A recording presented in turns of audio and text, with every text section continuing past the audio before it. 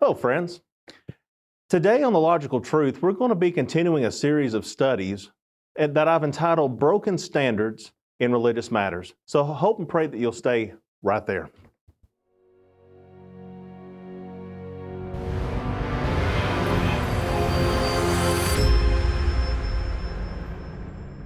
Hello, friends, and welcome to The Logical Truth. My name is Wes Garland, and I am the pulpit minister here for the Central Church of Christ here in Saraland, Alabama. I'm just so very delighted that you have come to join me today as we have this study.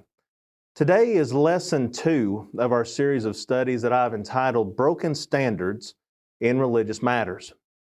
And in our last episode, basically what we were talking about are the standards that people sometimes use, like I want and I like and I feel and I think. And what we're basically saying is that we're talking about standards that in all reality in religious matters holds no water. They're not legitimate. They can't stand the test, because in all reality, my friends, this book that we call the Bible is our final judgment book in all matters around this on the day of judgment. And so when we think about some things, there are some standards that people actually use out here in this world on a daily basis that really they just need to evaluate their standard and say, can it be proven to test itself against the Bible? Does it follow along with the Bible, or is it against it? So let's go ahead and get on into this as we dive deeper into these standards. There's another standard that sometimes people use, and I hear this a lot. They say, well, they do it. And they start looking around and they start looking at other congregations. They look at the denominational congregations and they say, well, they're doing it, and therefore that must be okay. You know, a lot of times people look at things and they look around at people, and in religious matters, they say, well, if they do it, then that means it's okay for me to do it. But let me tell you something else. If everybody else, I know you've heard this as a kid, if everybody else is jumping off a cliff, would you do it as well? My friends, I know for a fact you wouldn't. So this whole thought process of just simply thinking that just because other people are doing it, then makes it all right for you to do it, that's not going to hold water at all. Let me give you an example. There's a situation in 1 Samuel chapter 8, and basically this is a situation of where the Israelites came to Samuel and they said, we want to be like the nations round about us. Now let's just read about what's taken place. Look with me in verse number 4. Then all the elders of Israel gathered together and came to Samuel at Ramah and said to him, look, you are old and your sons do not walk in your ways, and now make us a king to judge us like all the nations. But the thing displeased Samuel, and when they said, give us a king to judge us, so Samuel prayed to the Lord. And notice the Lord's response. And the Lord said to Samuel, heed the voice of the people in all that they say to you. For they have not rejected you, but they have rejected me, that I should not reign over them, according to all the works which they have done since the day that I brought them out of Egypt, even to this day, with which they have forsaken me and served other gods, so they are doing to you also. You know, this is a very heartbreaking situation, because up to this particular time, they did not have a king besides God Himself. They didn't have a ruler or a leader besides God Himself. He was using like the judges to help guide the individuals of Israel to where they needed to be going, and to defend them and to keep them out of slavery and all these other things. But the people finally got to the point where they started looking around and they said, you know what? I want you to set up a king so that we can be like the nations all around us. Now, if you look on the screen again, did you remember verse number 8?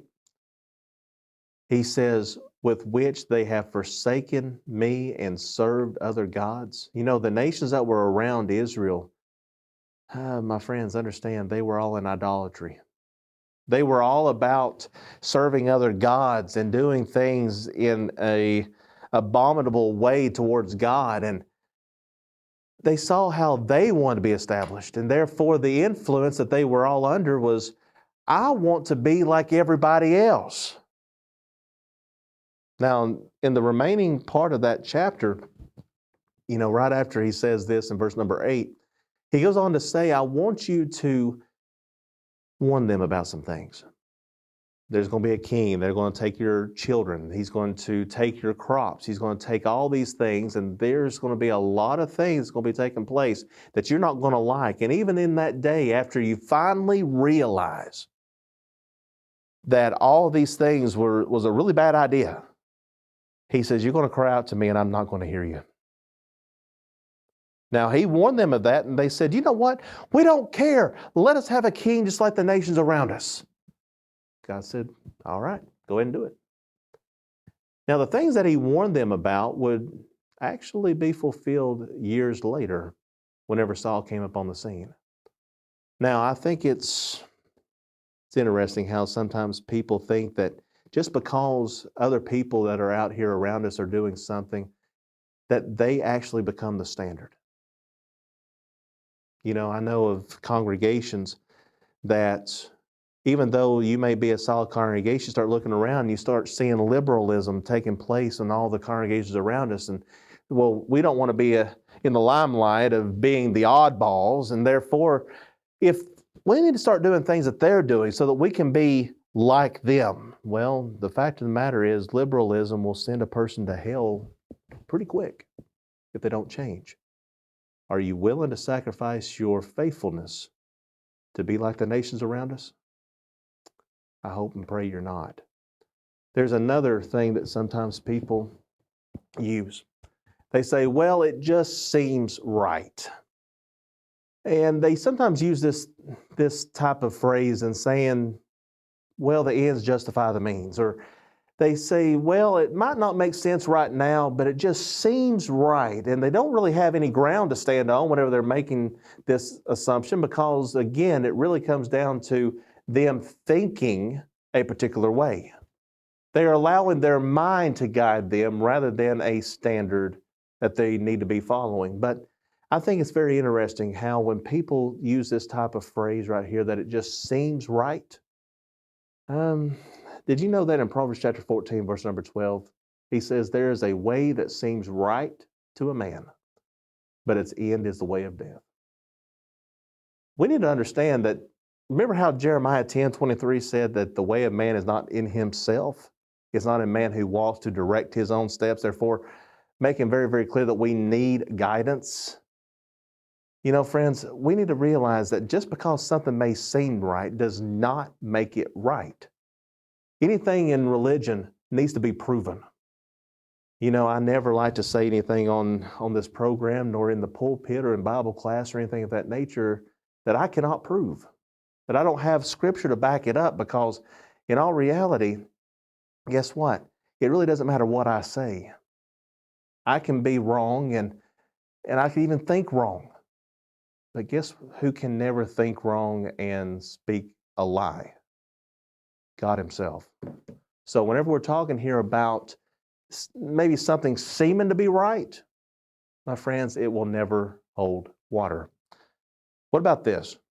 Have you ever had anybody ever say, well, preacher, I'm very sincere in my worship. I'm very sincere in my Christianity, and therefore they think that just because they're being very sincere, that rules and regulations and God's instructions and guidance really goes out the door. It's all about us wanting to be sincere. My friend, I'm not claiming that an individual that's out here that is in the middle of a worship service who has been deceived in thinking that a rock concert is pleasing to God and things of that nature. A person may be putting up their hands. They may be getting all this feeling within them. I'm not going to say that they are being very sincere whenever they get into those worship type services. But my friends, does sincerity overrule truth? And the answer to that question is absolutely not. See, there's a lot of people that are out here that are sincerely religious. They were sincere in doing something of what they they think is something right to do. But friends, if it goes against God's will, if it goes against God's law, all of your sincerity that you have can actually be in vain. Let me ask you a particular situation. Do you remember Saul, who would later become Paul, the Apostle Paul? You know, he said in Acts 23, verse 1, that he had lived in all good conscience before God unto this day. He was persecuting Christians.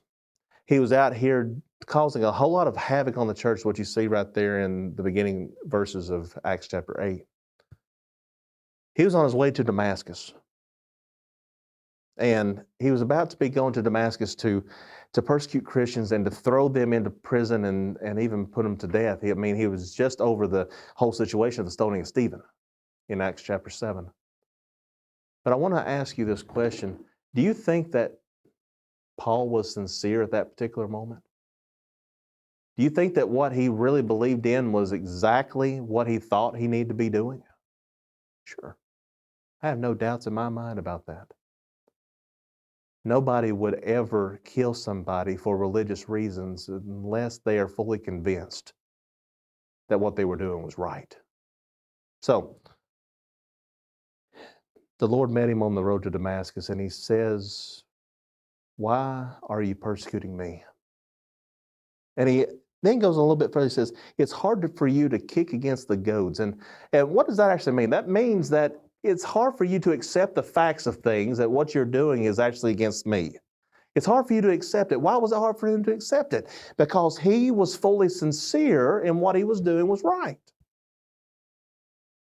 But you know, there's also another individual that was doing what he thought needed to be done. He was sincere and everything in this situation. He just wanted to make sure that the Ark of the Covenant didn't get damaged. But remember Uzzah?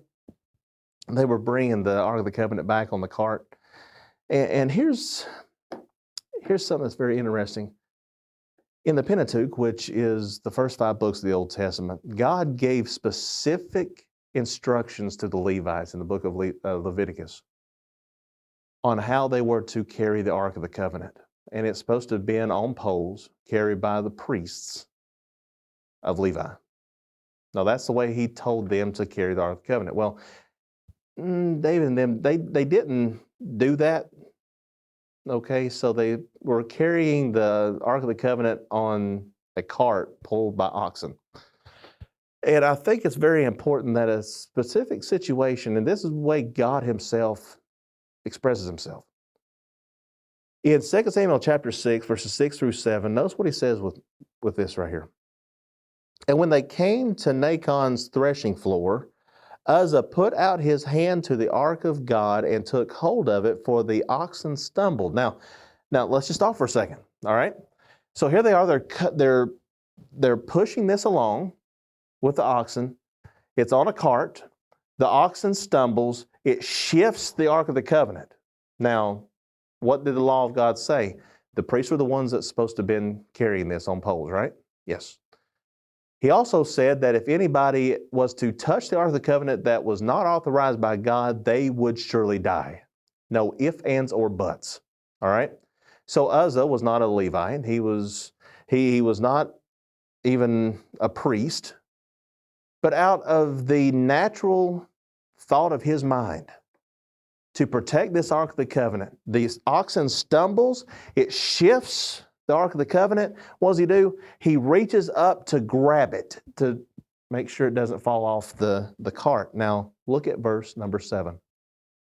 "Then the anger of the Lord was aroused against Uzzah, and God struck him there for his error, and he died there by the ark of God." Now, you may be saying, "Boy, God's pretty harsh on that." Well, no, he just says what he means and means what he says. They violated the instructions of God for the carrying of the Ark of the Covenant. They violated, Uzzah did, not being a priest and touching the Ark of the Covenant. So, did he mean what he said whenever he said that if anybody who was not authorized to touch the Ark of the Covenant touched it, they would surely die? Did he mean it? Now, I want to challenge you. Do you think Uzzah was sincere in grabbing the Ark of the Covenant so it would not fall off the cart? Do you think he was sincere? Oh, absolutely he was. But in the end, it violated God's ordinances, and guess what happened?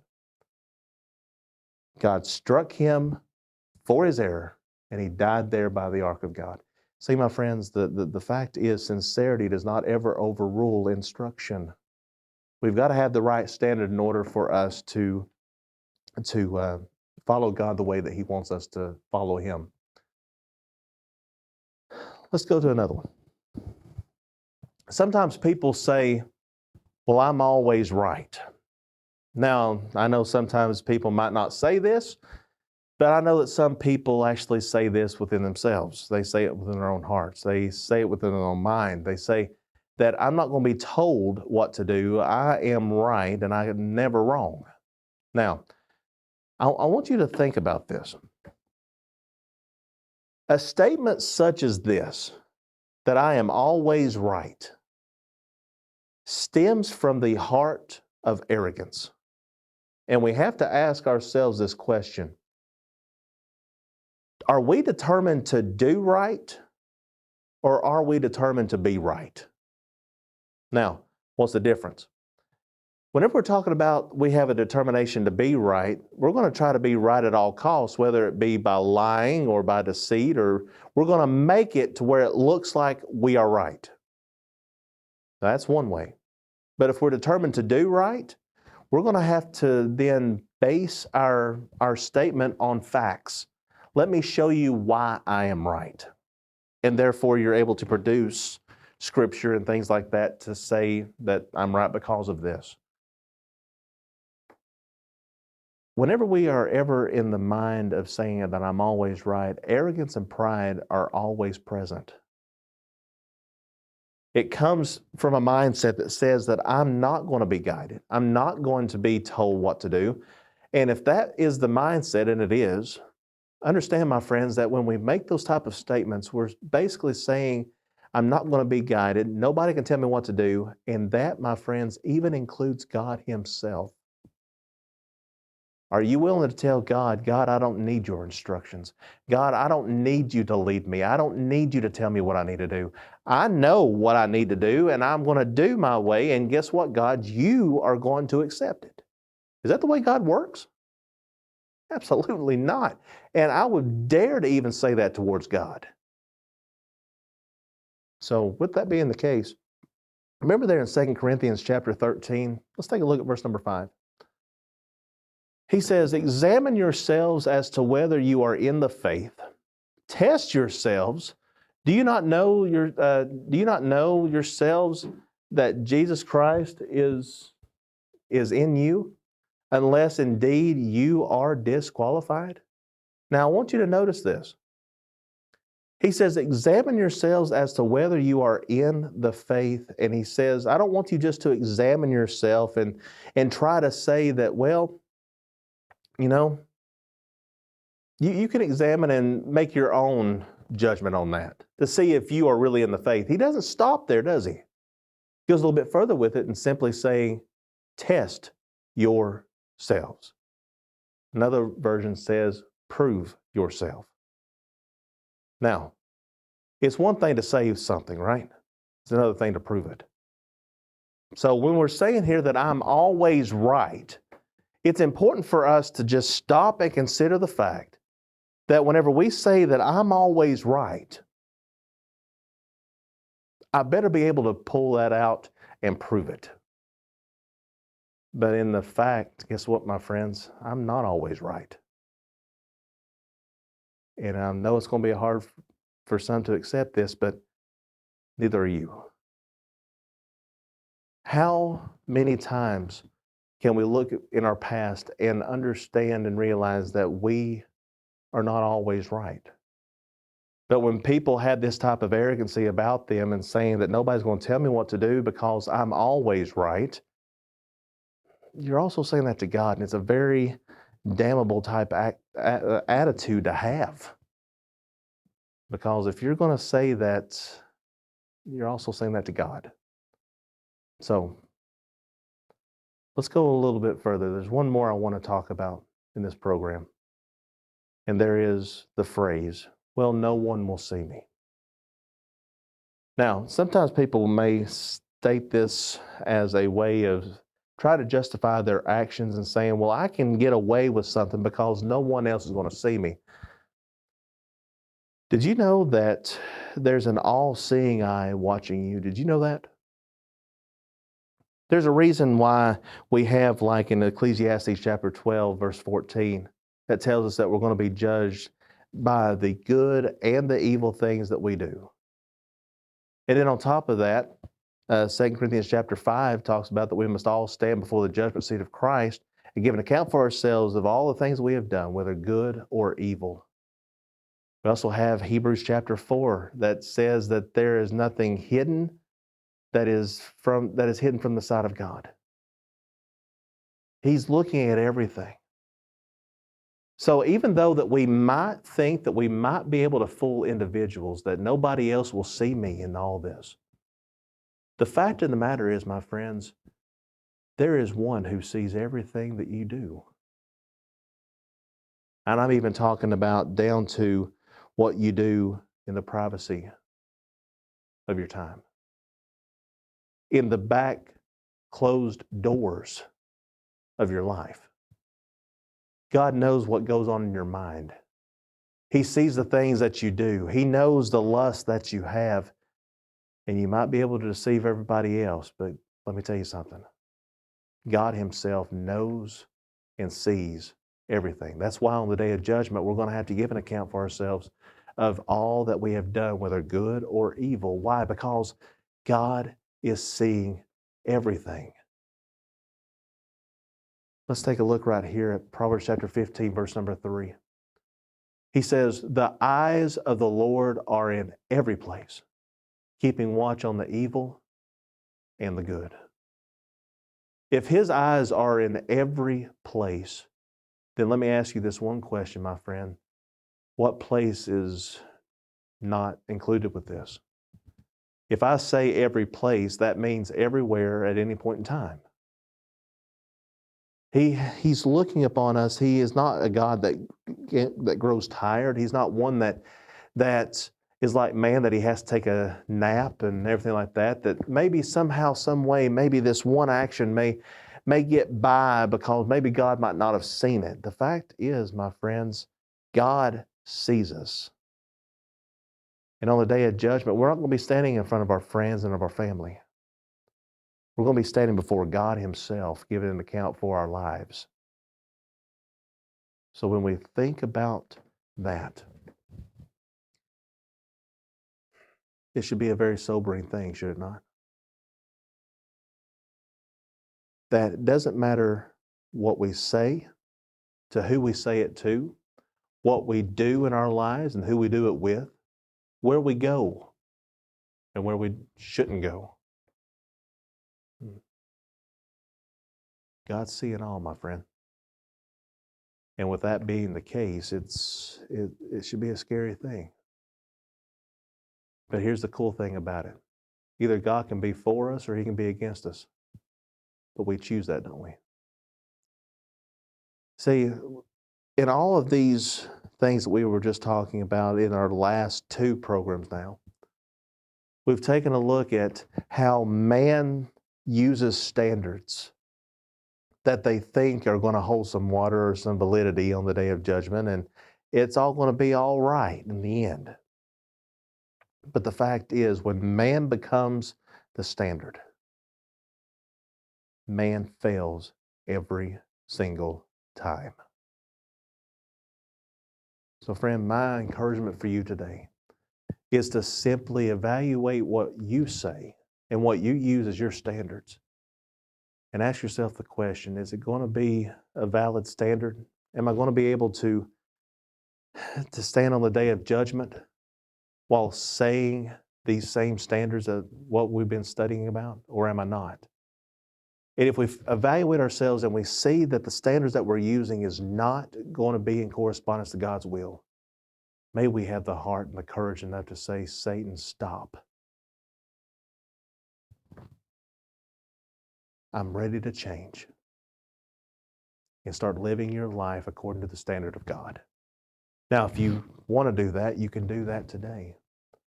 It starts right here, right now. And if I can help you in any way, I hope and pray that you'll reach out to me.